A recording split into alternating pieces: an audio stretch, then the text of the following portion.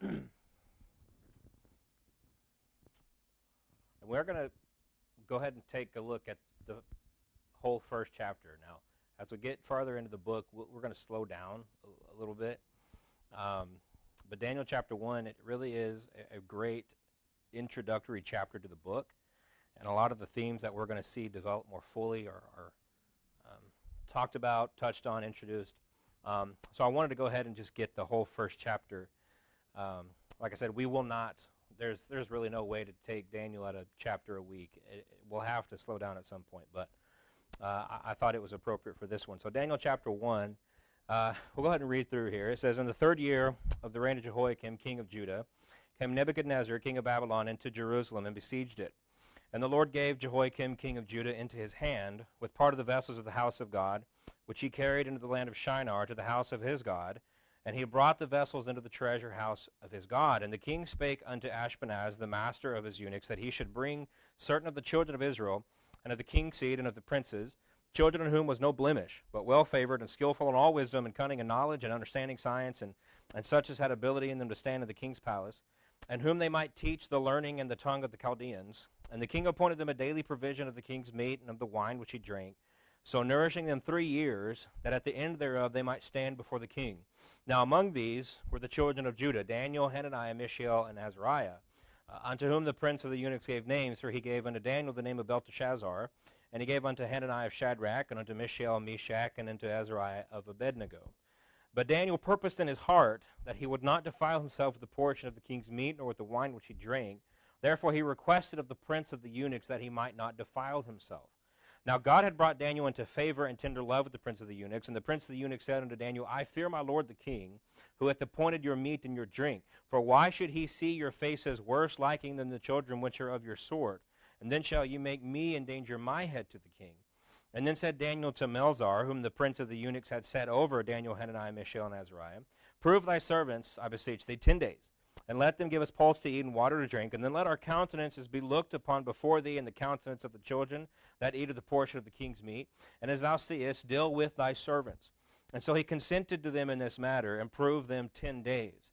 And at the end of 10 days their countenances appeared fairer and fatter in flesh than all the children which did eat the portion of the king's meat. And thus Melzar took away the portion of their meat and the wine that they drank, and gave them pulse. And as for these 4 children, God gave them knowledge and skill and all learning and wisdom.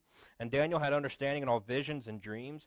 Now at the end of the days that the king had said he should bring them in, then the prince of the eunuchs brought them in before Nebuchadnezzar. And the king communed with him, and among them was found none like Daniel, Hananiah, Mishael, and Azariah. Therefore stood they before the king. And in all matters of wisdom and understanding the king inquired of them. He found them 10 times better than all the magicians and astrologers that were in all his realm. And Daniel continued even unto the 1st year of King Cyrus. And so the book here begins with a really brief, but an explanation of what we might call the historical setting.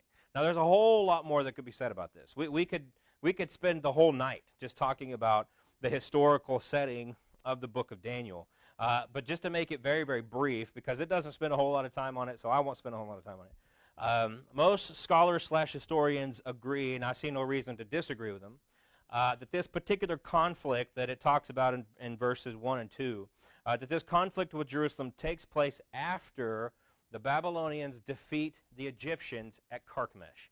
And so what takes place is just a few years, really about a decade before the 605 date, the Babylonians, along with the Medes, they defeat the Assyrians, and the Assyrians were the dominant power at the time.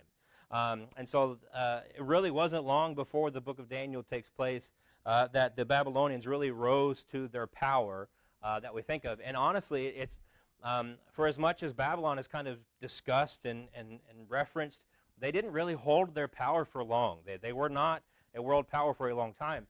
But nevertheless, they defeated the Assyrians, and so Egypt was kind of the next big domino to fall. If you were the Babylonians, you needed to defeat the Egyptians if you wanted to expand. And so there was a city named Carchemish where the Babylonians and the Egyptians both sent forces to Carchemish, and Carchemish was north of Israel. And the Babylonians defeat the Egyptians pretty handedly, and the Egyptians begin to flee back to Egypt. And so the Babylonians send some of their own forces to follow them as they're fleeing back to Egypt. And in the course of that, they would have gone basically right through Jerusalem. And so that is when most people agree that this conflict between Babylon and Judah takes place. Now, at this particular time, Judah had close ties with Egypt. And so it makes sense that from the Babylonian perspective, whereas Israel was not you wouldn't be worried about Israel like you would have been worried about Egypt at that time. But seeing that they had ties with Egypt, obviously this is another, to use the phrase used earlier, another domino that would need to fall. And so they besiege Jerusalem, and verse 2 shows they begin to take things back to Babylon. And this was not just something that was done with Israel. They would have done this with every people that they would have conquered. But the important thing to understand about verses 1 and 2 is that when the conflict happened is far less important than why the conflict happened. The conflict happened between Babylon and Judah because God was using Babylon to judge Judah. This is a common theme in the Old Testament. God used the Assyrians to judge Israel.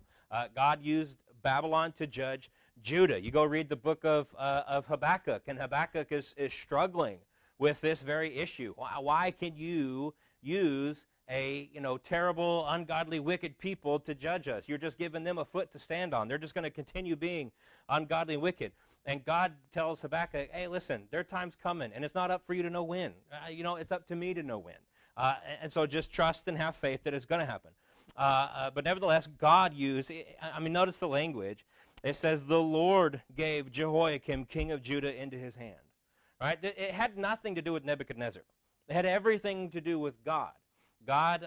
It was the time for judgment to come against Babylon, and so God made this happen. And so by this point, and I've mentioned this in the past, but the nation of Judah had a much more up and down relationship with God than Israel did. Right? After King Solomon, there's really not another good king for the north, for Israel.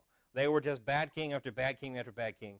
And so their spiritual decline happened a lot sooner than the nation of Judah. But Judah had more bad kings than good kings, but they did sprinkle in some good kings every now and then, right? So there was every now and then, it was like somebody was trying to put a dam in to stop the tide of evilness and wickedness. And so it held on a little bit longer, okay? It held on a little bit longer than Israel did. And so God sends Assyria to the north. He sends Babylon to the south. But neither one of those conquerings had anything to do with the pagan nations that he used. It didn't matter how powerful Nebuchadnezzar was. It didn't matter how powerful the Assyrians were. It mattered that God wanted them at that particular time to judge his people. And so God gave Jehoiakim, king of Judah, into his being Nebuchadnezzar, into his hand. Now this is one of, if not the biggest themes of Daniel. In fact, you could probably say this is the biggest theme of Daniel. Nations are not created, nor do they fall simply because of the actions of mankind. Nations are created and they fall because of the will of a sovereign God. That's why nations are created. That's why nations fall. And so we're going to see this more explicitly in chapter 2. But in the first two verses, this theme is already introduced here. God gave Jehoiakim into the hand of Nebuchadnezzar. More than 100 years before this takes place, Isaiah prophesied, and he says this, behold, the days come that all that is in this house and that which thy fathers have laid up in store until this day shall be carried to Babylon. Nothing shall be left, saith the Lord. And of thy sons that shall issue from thee, which thou shalt beget, shall they take away. And they shall be eunuchs in the palace of the king of Babylon. And so what's impressive about that is that at the time Isaiah gave that particular prophecy, nobody was worried about Babylon. Babylon was not the threat. Assyria was the threat. If Isaiah had said, the days are coming that all your house is going to Assyria, people would have said, you know what, there's credibility there. He might be onto something. But he says, no, they're going to Babylon. This would have been laughed away. No, nobody's worried about Babylon, right? I mean, they existed, but, it wasn't a blip on anybody's radar. No, they were worried about Assyria, not Babylon. And yet, here we see the exact same things that Isaiah were prophesying taking place. Why? Because it doesn't matter how powerful Assyria is. It matters what the will of God is. And so why did Babylon defeat Assyria? Again, it had nothing to do with Nebuchadnezzar. It had nothing to do with Nebuchadnezzar's father. It had nothing to do with Assyria. It had everything to do with God was using that event to down the line use the Babylonians as a means of judgment against Judah. And so again, it's sovereign, the sovereign God moving things to make his will come to pass. And so it was during this particular conquest against Judah that Nebuchadnezzar takes various items. So verse 2, it says that he took part of the vessels of the house of God, and he brought the vessels into the treasure house of his God. And then verse 3, it says that he's speaking to Ashpenaz, and he says that he should bring certain of the children of Israel and the king's seed. And it goes on to define the people that Nebuchadnezzar was looking for. But he brings things from Israel back to Babylon, and Daniel was one of those people. Daniel was one of those captives that was carried away. Now, with his growing empire, Nebuchadnezzar implements a plan. And so he was going to train the captives. Now, by train, I do mean indoctrinate.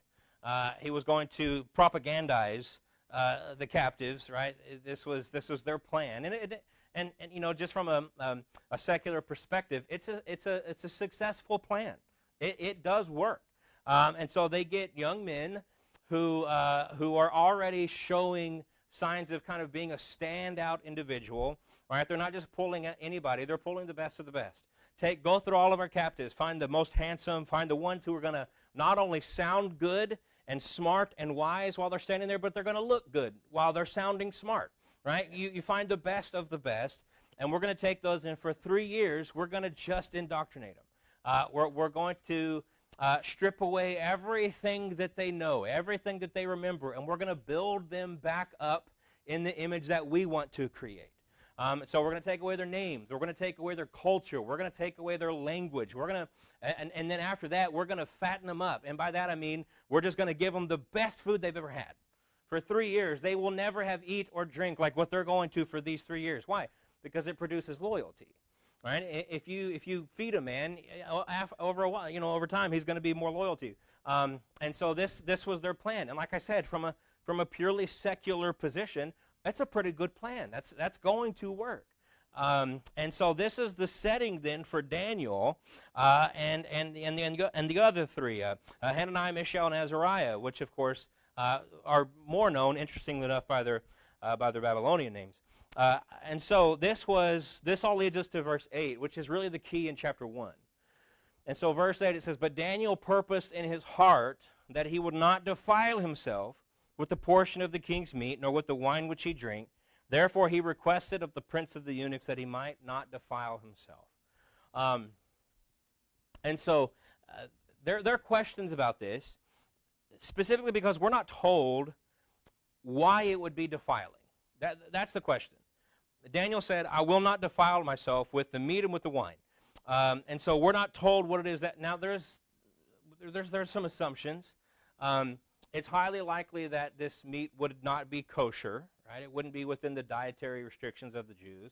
It's highly likely that that it would have been, if not sacrificed, at least offered to the pagan gods of the Babylonians.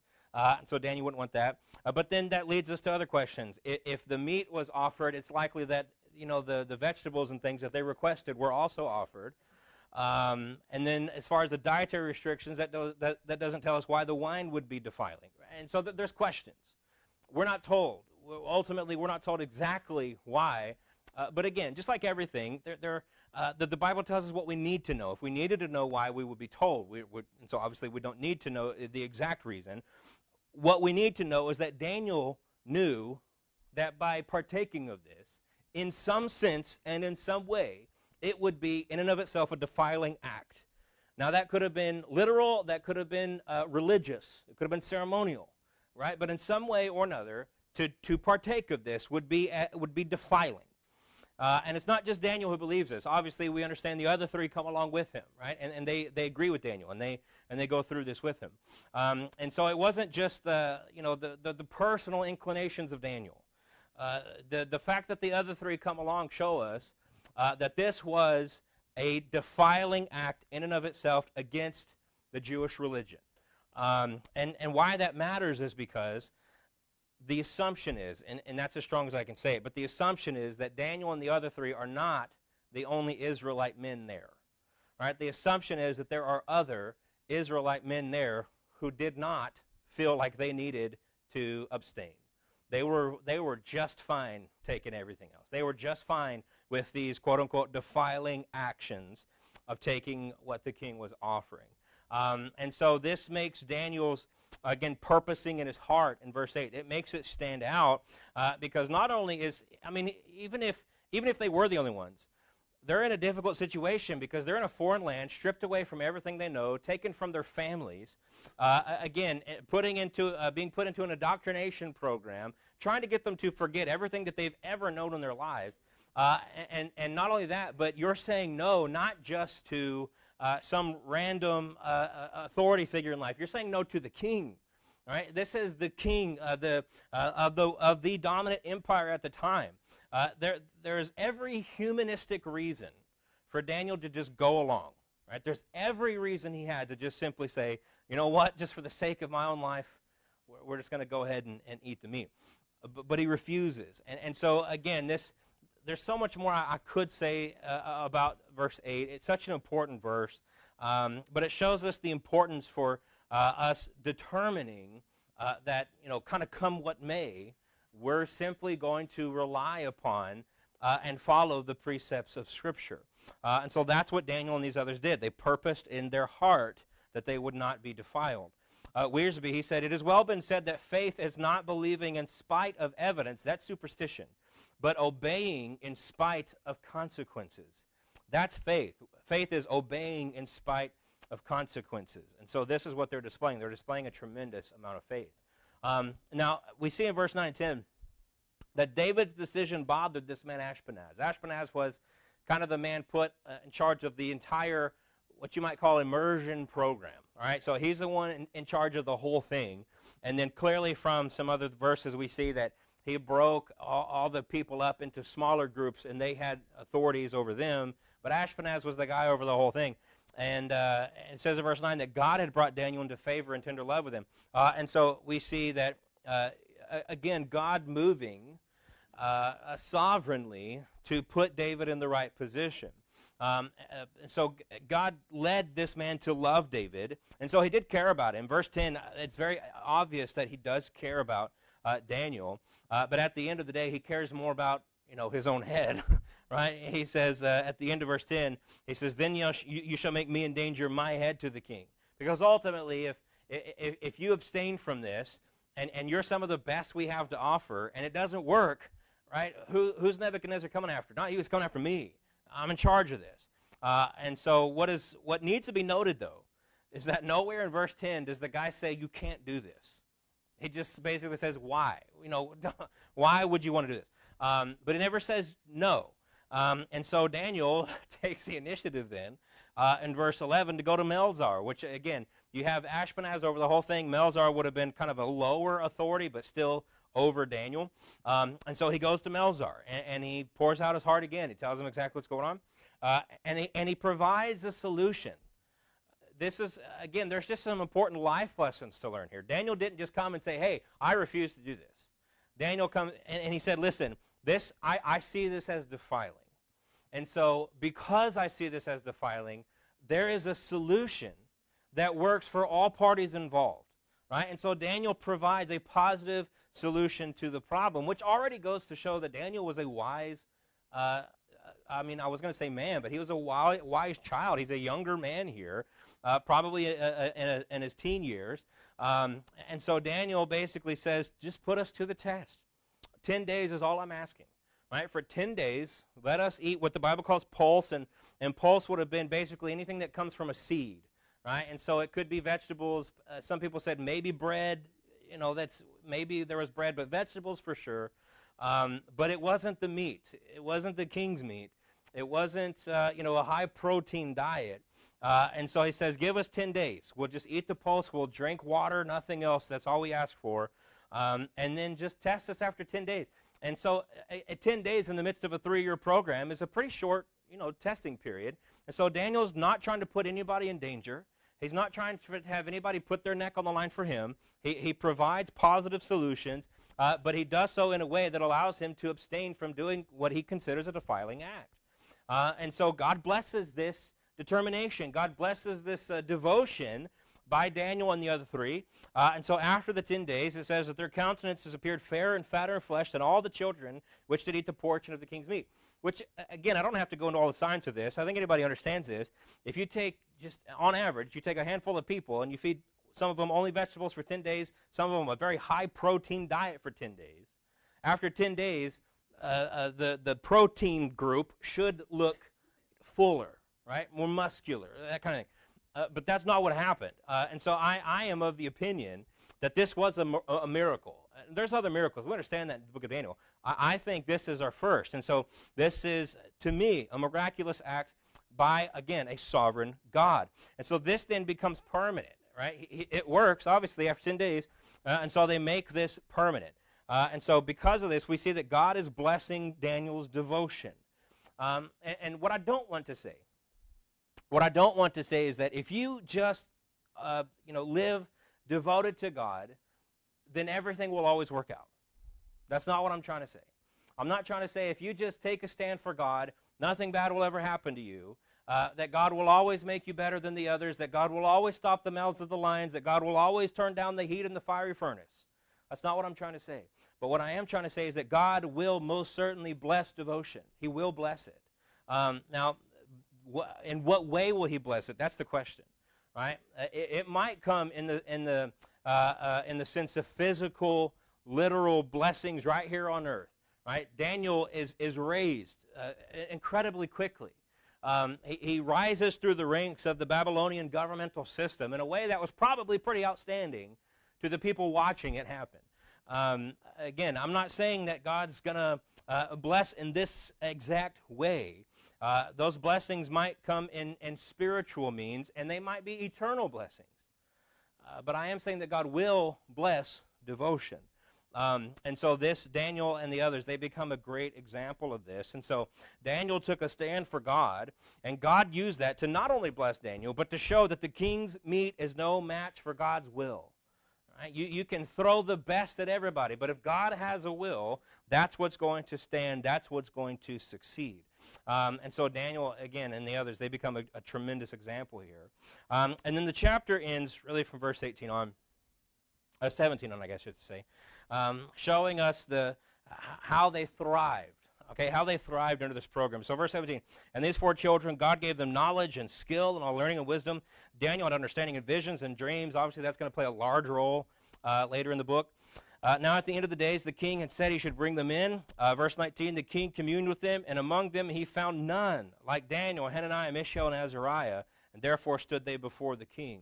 And so God blessed these four children, is what they call them. God blesses them in such a mighty, tremendous way. He says he gave them knowledge and skill and all learning and wisdom. And so he blessed them not only physically and their sustenance through the vegetables. He blessed them physically, but he blessed them intellectually. He gave them the skills and the knowledge that they needed in order to accomplish what God wanted them to accomplish. And that's, I believe, what the end of chapter 1 is telling us. It's not that he's just blessing them with just random facts and figures that are never going to come into play. No, God is blessing them with the skills and knowledge they need to accomplish what God has for them to accomplish. It's not dissimilar to what we just talked about in Sunday school this past Sunday, where God blesses this man Bezalel in Tyre with specific knowledge with regard to this trade. And that man probably never thought that he would employ those skills in this particular way. But then Solomon goes and gets him, and he does what? He uses that knowledge and those skills to build the temple. And so God blessed that man with skills and knowledge. He blesses Daniel and these three with skills and knowledge, and they're going to use those. And so at the end of the 3 years, Nebuchadnezzar finds nobody better. And what I find so incredible about verse 20, it says, in all matters of wisdom and understanding that the king inquired of them, he found them 10 times better. Now, that's already impressive. He found them 10 times better. It's not just that they were a little bit smarter, had a little bit better understanding, no, they're 10 times better. But it says this, 10 times better than all the magicians and astrologers that were in all his realm. Not just that they were 10 times better than the other people in the immersion program. No, he says they're 10 times better than anybody I've already got. Right? And so this is, and again, these are young men. These aren't aged guys who have been instructed in this their whole lifetime. No, this is again, I'll use the word, this is a miraculous rise. This is a knowledge and a wisdom that God gave to them for this specific purpose. It's much like, I'll liken it to what Mordecai tells Esther, right? For such a time as this, right? God put you here for such a time as this. And this is exactly what is happening with these four. And so God put them here for such a time as this, and he equipped them for what he was calling them to do. And so, and we'll see that Daniel, I mean, he basically rises to be pretty much, nobody's more important to Daniel than the king, really, is what we're going to be seeing. And so the last verse of the chapter, it says, and Daniel continued even to the first year of King Cyrus. Really, the purpose of verse 21, it doesn't give us an end date for Daniel. Daniel will not only live beyond this point, but he will still be in governmental work beyond this particular point. But what it shows us, what verse 21 shows us, is that God not only blessed Daniel to the point where he was better than everybody in the Babylonian Empire, but God blessed Daniel so that he actually outlived the Babylonian Empire. Daniel will go on to serve the Persians. He will go on to serve the empire that defeats Babylon. And so it becomes this very interesting bookend for chapter 1. And so chapter 1 begins with the destruction of Jerusalem by Babylon and the rise of Daniel. And the end of chapter 1 shows us the continuation of Daniel past the destruction of Babylon. Right? And so, it's this interesting time indicators given to us. Now, I do want to quote Paul House here because I think what he says here is interesting. He says, sadly, chapter 1, verse 21 indicates Daniel never gets back home. As is true of Moses, part of Daniel's greatness is his willingness to serve God without getting what he probably desires most. God gives him what he needs and more, but this verse reveals that the book's plot includes Daniel spending a lifetime in exile. Therefore, his witness of God bestowing gifts in exile will remain one of the book's chief interests and among its most enduring legacies. And so this is an interesting aspect of Daniel, is that he, as far as we know, he does not go back. And so he lived to the point where that was probably a possibility.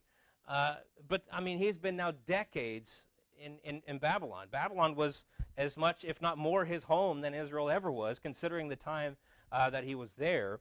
That doesn't mean that Daniel didn't long to go back, but it just didn't become a feasible thing for him. And so chapter 1, like I mentioned a while ago, chapter 1 takes us from Daniel being brought low to Daniel being raised up. It takes us from Babylon the mighty to Babylon the mighty has fallen.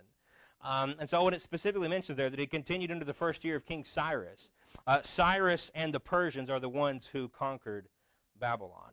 And so Daniel, like I said, outlives Babylon. And so chapter 1 shows us that there's ups and there's downs, and yet God remains constant, and he remains sovereign over all. And then beyond that, in spite of the dire circumstances against them, his people remain. His people remain. And so God had prophesied that they were, through Jeremiah and others, God had prophesied that they were going to go into captivity. But Jeremiah specifically told them that captivity is not permanent. Right? He said that captivity is going to last for 70 years. And then we'll come back. And that's exactly what we see take place. And so time and time again, God's people has been downtrodden, just about written off, and yet God's people remain. And so that's a good theme of Daniel as well.